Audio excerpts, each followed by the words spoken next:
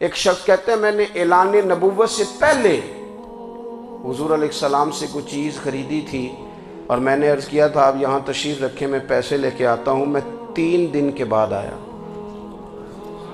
دیکھو یہ بات کرنی کتنی آسان ہے، بولنی کتنی آسان ہے، پر 3 دن یہاں میرے بھائی کو کسی شخص کو 2 گھنٹے انتظار کرنا پڑ جائے تو لوگ کہتے ہیں الانتظار اشد من القتل، یہ تو قتل سے زیادہ تکلیف والا معاملہ ہے منتظر رہنا کسی کا۔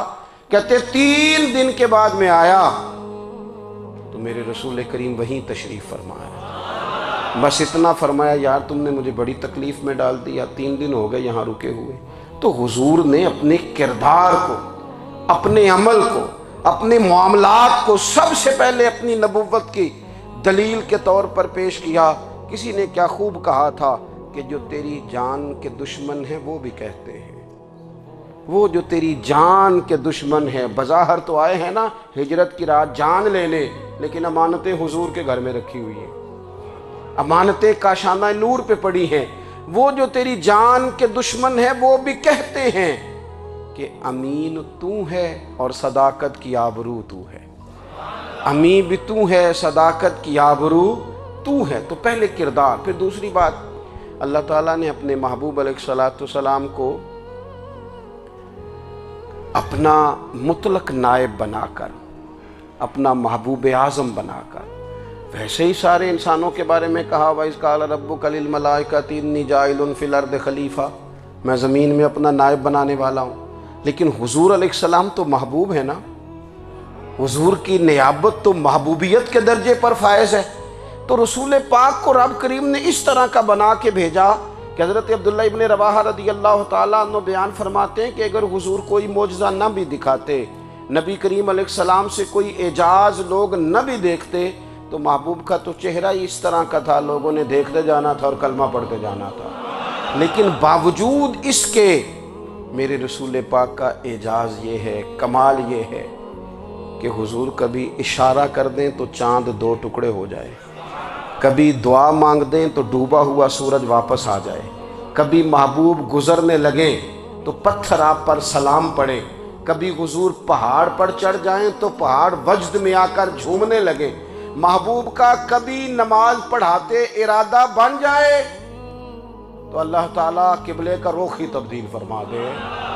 کیا خوبصورت سوچ ہے اور کیا نظریہ دیتے ہیں بریلی کے امام، فرماتے ہیں اجابت کا جوڑا عنایت کا صحرا دلہن بن کے نکلی دعائے محمد، اور اجابت نے جھک کر گلے سے لگایا بڑی ناز سے جب دعائے محمد، دیکھو خدا کی رضا چاہتے ہیں دو عالم، خدا چاہتا ہے رضائے محمد صلی اللہ تعالی علیہ وسلم۔ اور ایک مقام پہ فرماتے ہیں نائب دست قدرت پہ لاکھوں سلام، نائب دست قدرت پہ لاکھوں سلام۔ تو اللہ تعالیٰ نے نبی پاک صلی اللہ تعالی علیہ وسلم کو جو اعجاز۔ پھر ایک اور بات، حضور امی ہے، دنیا میں آ کر محبوب نے کسی سے پڑھا ہی نہیں، میرے محبوب نے جتنا پڑھا ہے رب کریم سے ہی پڑھا ہے۔ الرحمن علم القرآن خلق الانسان، رحمان نے قرآن سکھایا پھر انسان بنایا۔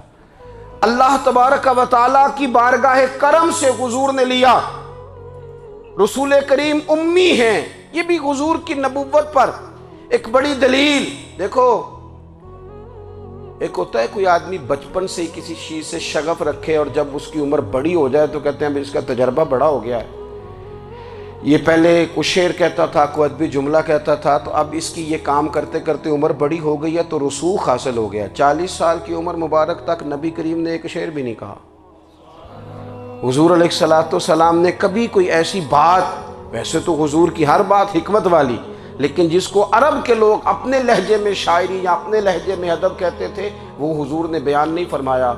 لیکن جب 40 سال کی عمر میں اعلان نبوت کیا تو پھر بڑے بڑے فصیح و بلیغ، بڑے بڑے سیانے طفیل بن عمر کہتے ہیں کہ اس شخص کو بھی میں نے دیکھا جسے بڑا ناز تھا اپنی فصاحت اور بلاغت پر، اور جب وہ حضور کے پاس آیا اور اس نے آ کے کچھ باتیں کی تو محبوب خاموشی سے سنتے رہے، اور جب وہ چپ کر گیا تو میرے کریم نے صرف سورہ فاتحہ پڑھی،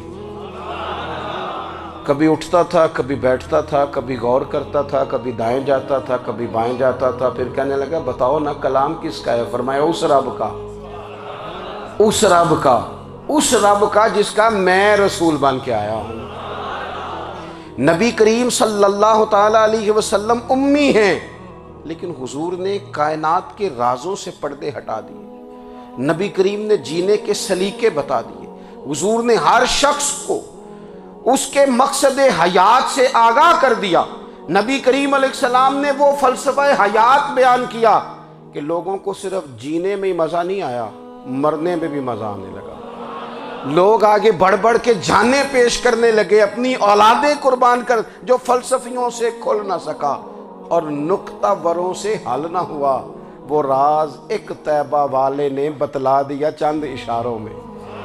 محبوب کریم امی ہیں، لیکن حضور نے اس طرح دنیا کو سکھایا، اس طرح دنیا کو پڑھایا، اس طرح حضور نے علم کے چراغ اور دیپ روشن کیے کہ قیامت تک جسے روشنی ملے گی نا، اسے صرف دروازہ مصطفیٰ سے ملے گی، اسے رسول کریم علیہ السلام کے در دولت سے ملے۔ کچھ لوگوں نے کہا کہ یہ اپنے پاس سے آیات بنا کے لاتے ہیں، اپنے گھر میں بیٹھ کے دعوے کر لینا تو کوئی مشکل کام نہیں نہ ہوتا، سارے لوگ ہی کر لیتے ہیں۔ بلکہ وہ ہمارے ایک بزرگ کہا کرتے تھے، خیالی پلاؤ پکائیے ٹکی ہو کدے بھی کاٹ نہ پائیے، کیونکہ کون سا پیسوں کا ڈالنا ہے، زیادہ ڈالیں آپ اور زیادہ ڈالیں۔ بہت سارے لوگ ہیں آج بھی، کچھ لبرل ہیں بیچارے، کچھ دین بیزار طبقہ ہے، وہ کہتے ہیں جناب ہمیں تو جدید باتیں بتائیں، ہمیں تو نئے اسلوب کے مطابق لے کے چلیں، ہمیں تو او بھائی سن،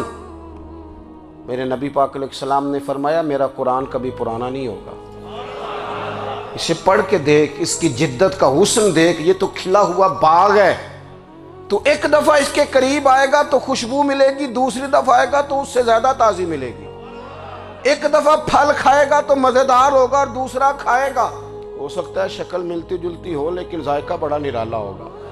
تو تو صحیح نا، جب کچھ لوگوں نے کہا یہ خود سے بنا کے آیات لاتے ہیں تو فرمایا وَإِن كُنتُمْ فِي رَيْبٍ مِّمَّا نَزَّلْنَا عَلَىٰ عَبْدِنَا فَأْتُوا بِسُورَةٍ مِّن مِّثْلِهِ، اگر تمہیں کوئی شک ہے اس میں جو ہم نے اپنے بندہ خاص میں نازل کیا ہے تو تم بھی اس جیسی ایک آیت بنا کے لاؤ۔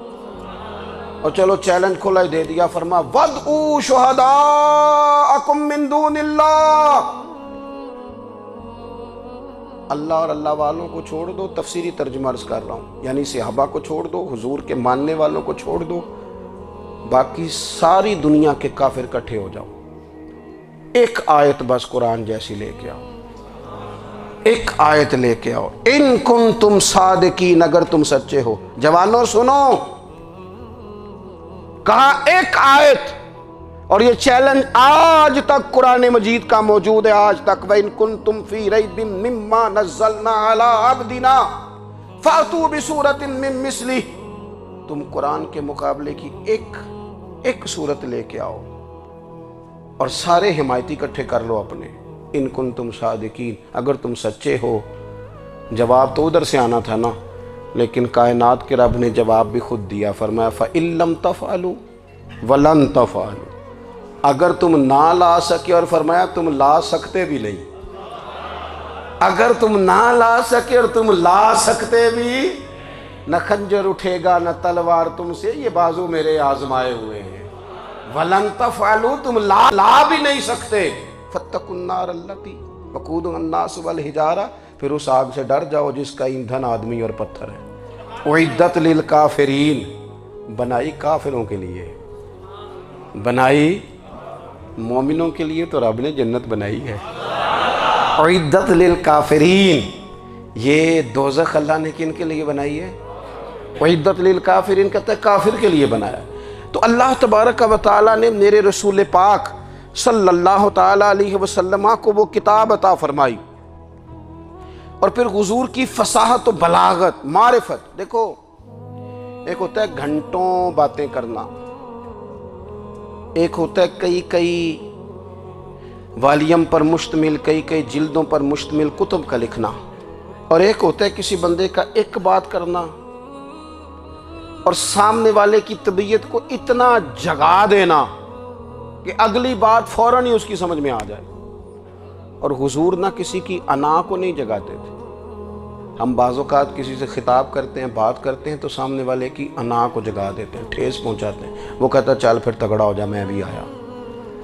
حضور انا نہیں جگاتے تھے، میرے نبی پاک ضمیر جگاتے تھے تاکہ وہ شخص فیض حاصل کر سکے، اسے کچھ ملے۔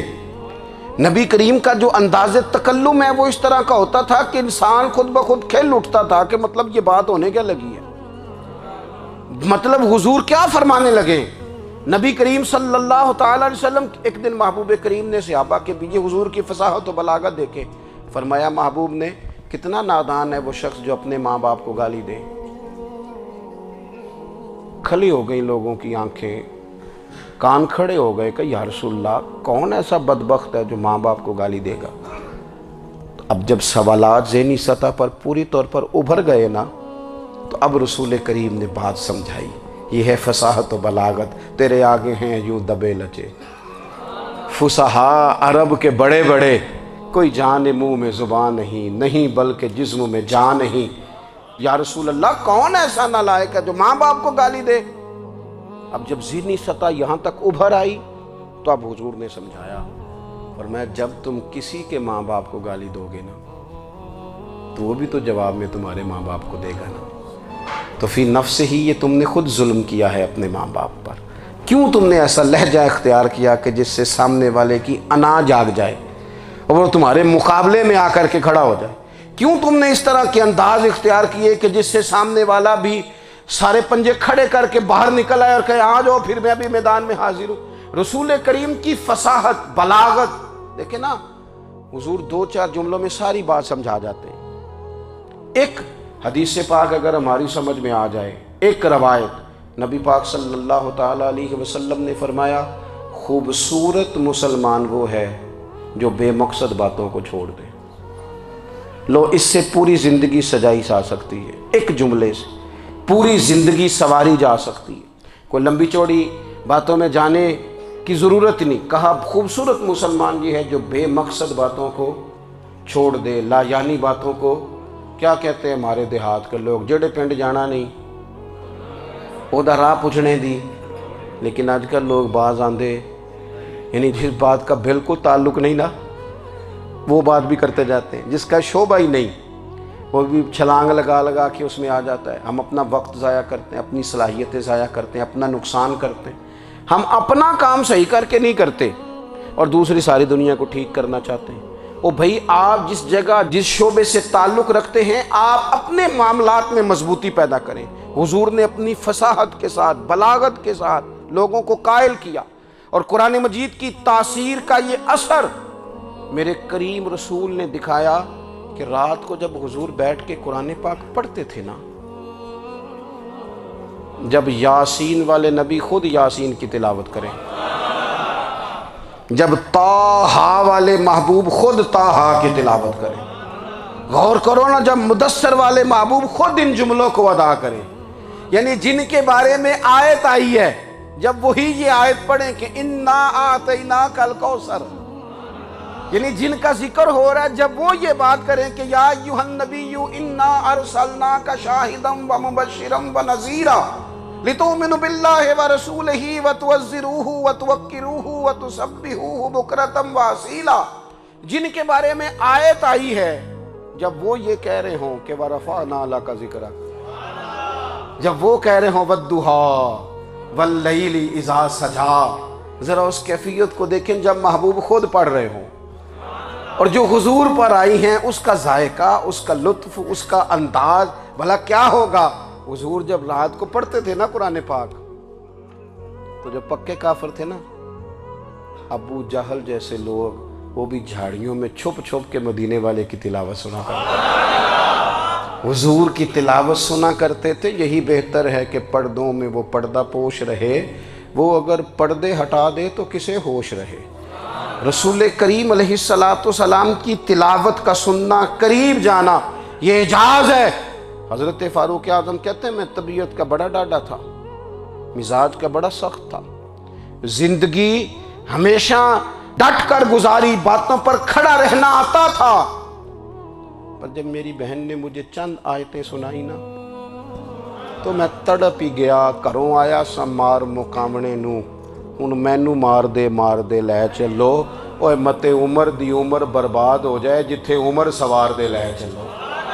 یہ اعجاز ہے رسول کریم صلی اللہ تعالیٰ علیہ وسلم پر نازل ہونے والی کتاب کا. پھر حضور نے خبریں دی, نبی پاک نے خبریں دی. حضور نے فرمایا روم فتح ہوگا, وہ ہوا. نبی کریم علیہ السلام نے فرمایا شام فتح ہوگا, تو شام فتح ہوا. فرمایا ایران فتح ہوگا, تو ایران فتح ہوا. سراقہ بن مالک کہتے ہیں ایک گاؤں پر بھی مسلمانوں کی حکومت نہیں تھی. ایک گاؤں پر حضور مکہ مکرمہ سے نکل رہے تھے, مدینہ طیبہ تشریف لے جا رہے تھے. ابھی راستے میں تھے, میں 100 سرخ اونٹوں کے لالچ میں معاذ اللہ حضور کو گرفتار کرنے پہنچ گیا. محبوب نے حکم دیا, حضور کا معجزہ میں نے آنکھوں سے دیکھا. میرا گھوڑا زمین میں دھستا چلا گیا, میں نے معافی مانگی, حضور نے معاف کر دیا. میں نے سمجھا اچانک ہو گیا ہے. یہ منوانا بھی بڑا مشکل کام ہے. شجر و حجر پہچان گئے, انسان کی نظروں میں شاکی رہا. یہ کچھ ایسے لوگ ہیں جن کو منوانا توبہ توبہ, ماننے کو تیار نہیں. دیکھ کے بھی ماننے کو تیار ہے نہیں, ماننے کو تیار ہی نہیں. کہتے ہیں کہ میں نے پھر چاہا آگے بڑھنا, تو پھر زمین کے اندر میرے گھوڑے کے پیر دھنسنے لگے. پھر معافی مانگی. کریم تیرے معاف کرنے کی ادا پہ بھی قربان جائیں. یہ نہیں فرمایا کہ تو بار بار یوں ہی کرتا ہے, فرمایا معافی مانگتا ہے, جا میں نے معاف کیا.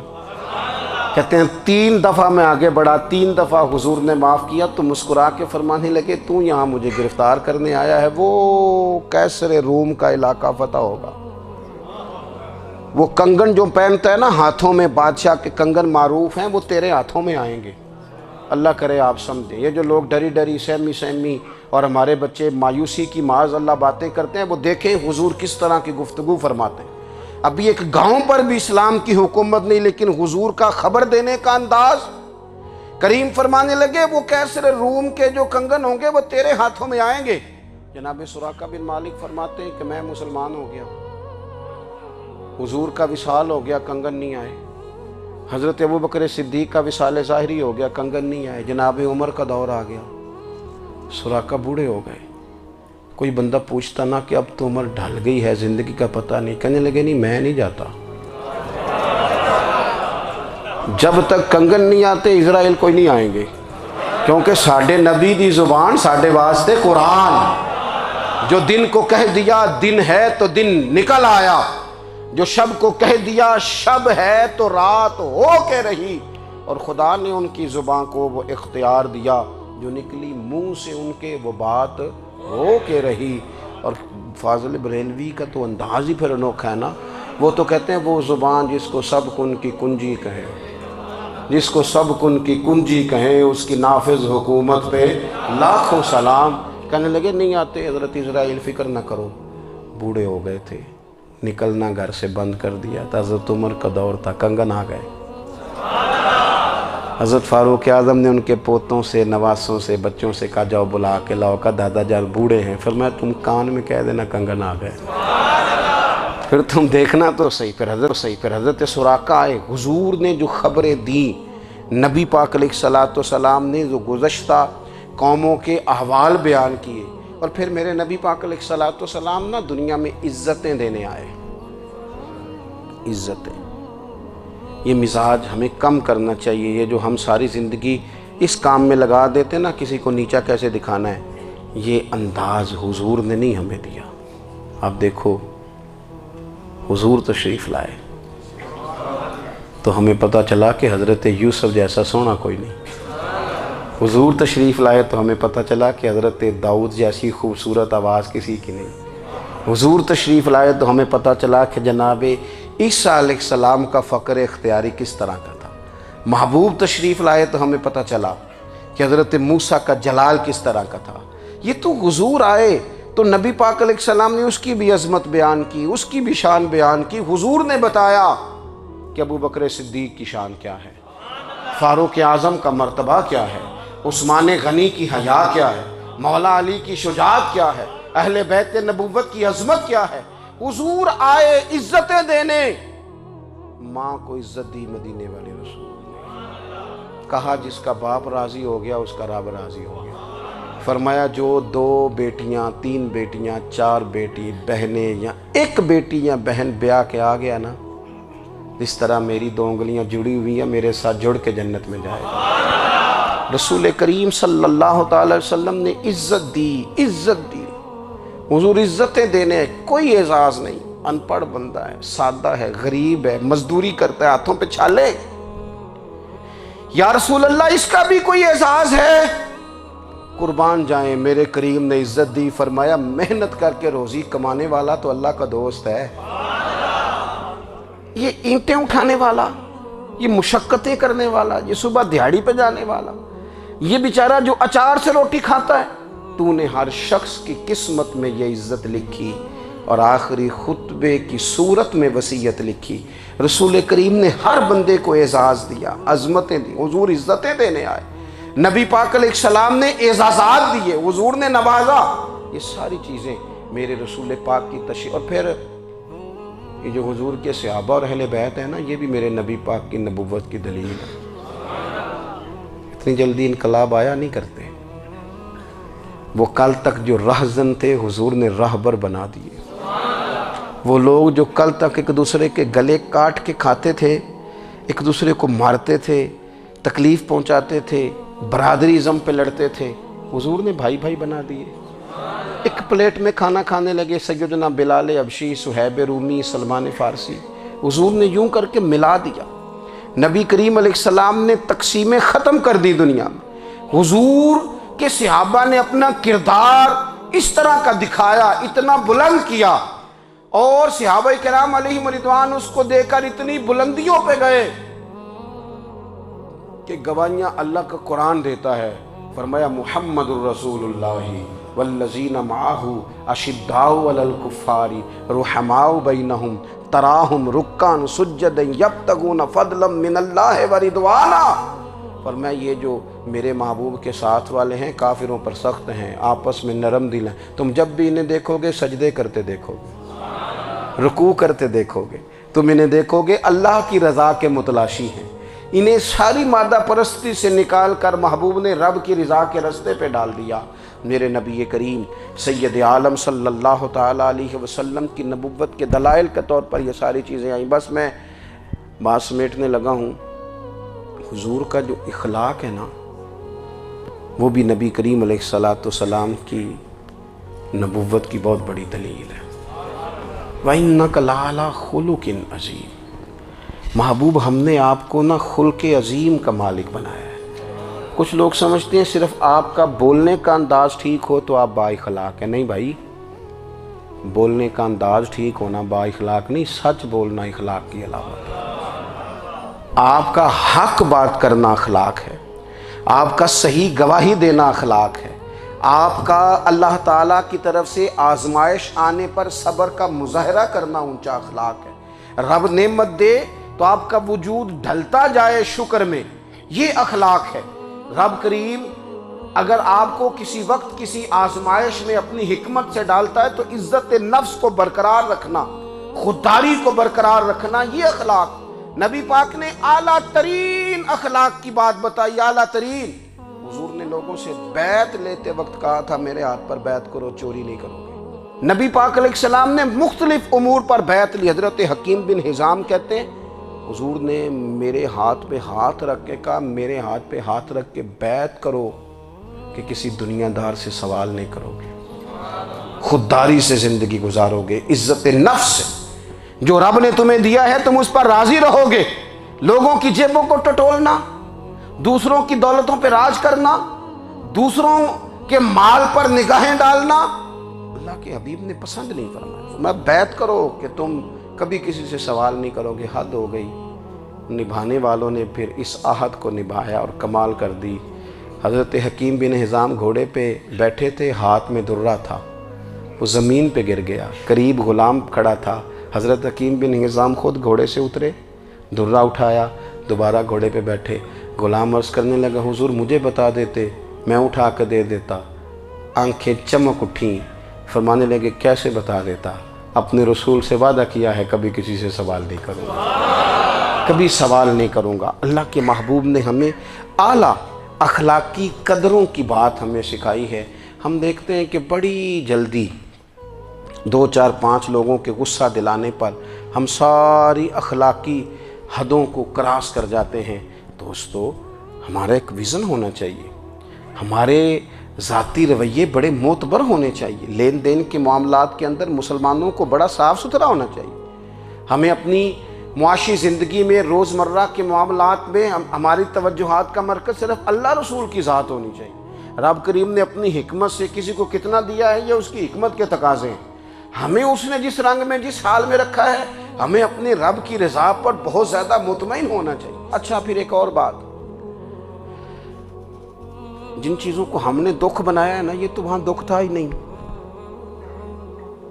مہینہ مہینہ چولہا نہیں جلا، لیکن کسی جگہ اظہار غربت ہے حضور کی اولاد پاک کا یا صحاب کا یا ازواج کا۔ مہینہ مہینہ چولہا نہیں جلا، لیکن یہ اخلاق عالیہ کا حسن دیکھو۔ اپنے گھر مہینہ مہینہ چولہا نہیں جلا، جو مانگنے آیا اسے جھولی بھر کے عطا فرمایا، کوئی دروازے سے خالی نہیں گیا۔ عزیز بھائی، اگر زندگی میں اخلاقی قدریں ہم اپنا لیں اور ہم تھوڑا تھوڑا کر کے اپنے آپ کو تبدیل کریں، ساری زندگی توجہ رہی کہ فلاں کیا کر رہا ہے، فلاں کیا کر رہا ہے، تھوڑا سا گردن کو جھکا کے اپنے اوپر توجہ ڈالیں، اپنے آپ کو وقت دیں، حضور کے اخلاق عالیہ کی روشنی میں، تعلیمات حسنہ کی روشنی میں ہم اپنے کردار و عمل پر تھوڑی توجہ دیں۔ اس وقت بہت بڑی تعداد میں امت مسلمہ ہے، اور ایسا نہیں ہے کہ دولت نہیں ہے، دولت سے بھی سرشار ہیں۔ ہمارے ہاں بڑے بڑے انجینئر ہیں، بڑے بڑے ڈاکٹر ہیں، لیکچرار ہیں، ہمارے پاس بڑے بڑے ہاسپٹل ہیں، بڑا کچھ ہے، لیکن کردار و عمل کے بادشاہ، اپنی زندگی تقوی کی روشنی میں گزارنے والے، ان لوگوں کی تعداد کم ہے۔ اگر کوئی آج بھی سارے کام نیک کرے لیکن جائیداد میں سے بیٹی کا حق رکھ جائے تو پھر اس نے کیا میلاد منایا ہے؟ اگر آج بھی جو 2 4 لوگ بیچارے اس کے زیر دست ہیں، ملازمین ہیں، ان کے ساتھ اس کا رویہ انتہائی سخت ہو تو اس نے کیا میلاد منایا؟ اگر آج بھی وہ برادری ازم کی بنیاد پر دوستیاں کرے اور چھوٹے بڑے کی وہ تقسیم رکھے، جسے حضور نے فرمایا کہ قبیلے تو تعارف کے لیے، ورنہ کسی عربی کو اجمی پر، گورے کو کالے پر کوئی فضیلت نہیں۔ اگر کوئی آج بھی اس برادری ازم کا قائل ہے پھر اس نے کیا میلاد منایا؟ اگر کوئی شخص آج بھی اپنے آپ کو مادہ پرستی میں پوری طرح دھکیل چکا ہے اور رضا الہی کا مسافر نہیں بنا تو اس نے کیا میلاد منایا؟ اپنی طبیعتوں میں روحانی تبدیلی اور وہ خاص افکار جو حضور اپنے غلاموں میں پیدا فرماتے، ان افکار کو پیدا کرنا، سوچوں کو بدلنا، سوچوں کو، نظریات کو بدلنا، اپنے روزمرہ کے معاملات کا جائزہ لینا کہ ہم کس طرح آگے بڑھ سکتے ہیں اور کس طرح ہم ایک بہترین امتی اور ایک بہترین مسلمان بن سکتے ہیں، اس پر توجہ دینا، یہ میلاد ہمیں سبق دیتا ہے۔ اللہ تعالیٰ مجھے اور آپ کو عمل میں سبق دیتا ہے۔ اللہ تعالیٰ مجھے اور آپ کو عمل کی توفیق عطا فرمائے۔ آخر دعوایا ان